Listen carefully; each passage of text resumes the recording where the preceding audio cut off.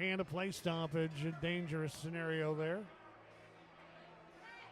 Bernard's mask coming off, and he resets that. And now over in front of the Sentinels bench, we've got Topeka's Justin Schmit trying to get at somebody. Sentinels converge. Kuykendall has a hold of Murphy from behind. That's two big, tall combatants having some words right now. And Justin Schmit,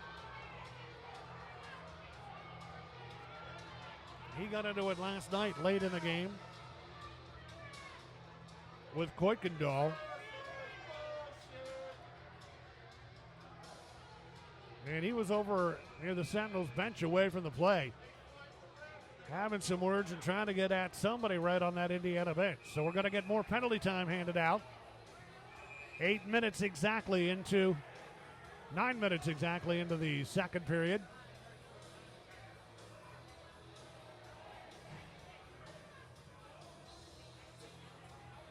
And a lot of jawing is going on right now back and forth between the benches. Lester Brown over, and he is really letting his feelings be made known. Now he steps off the bench out onto the ice. He's going to be escorted off now. We thought earlier that Brown might have been given a game misconduct. He was given a 10-minute misconduct. We'll see what this one's going to be as he tries to get the crowd fired up while the officials escort him to the Sentinels dressing room.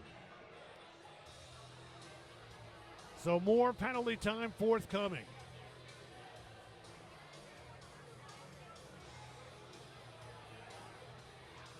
Here in this second period, 16 minutes to each team in period one.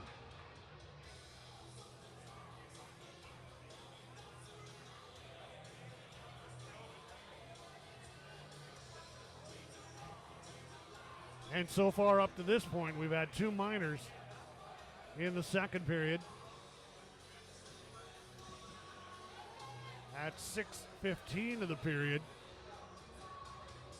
Marquise Mentis went for slashing.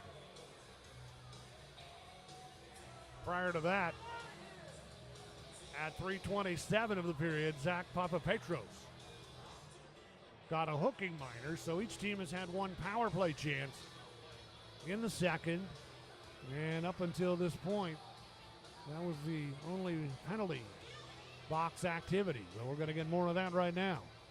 And the officials may be going to video review once again. This all started away from the play with a scuffle that took place right at the Sentinels bench.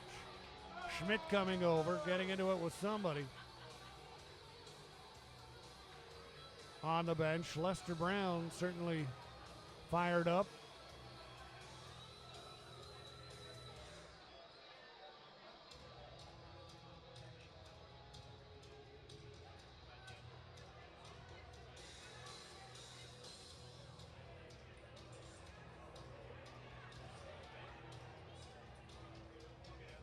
And hopefully we'll be able to get some clarification on what the penalties were in period number one.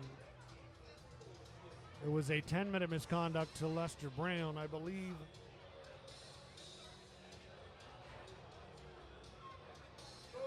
The game misconduct now may have been to Nico Raymond. We'll wait and find out if we can here. Midway through the second period. A lot of conversation still going on.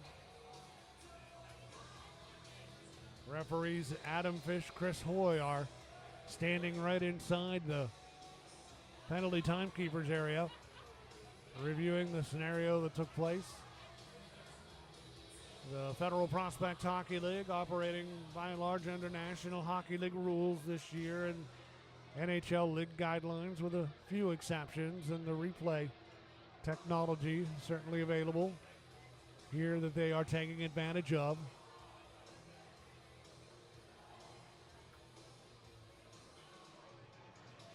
And the chippy play got started late in the game last night in the third period.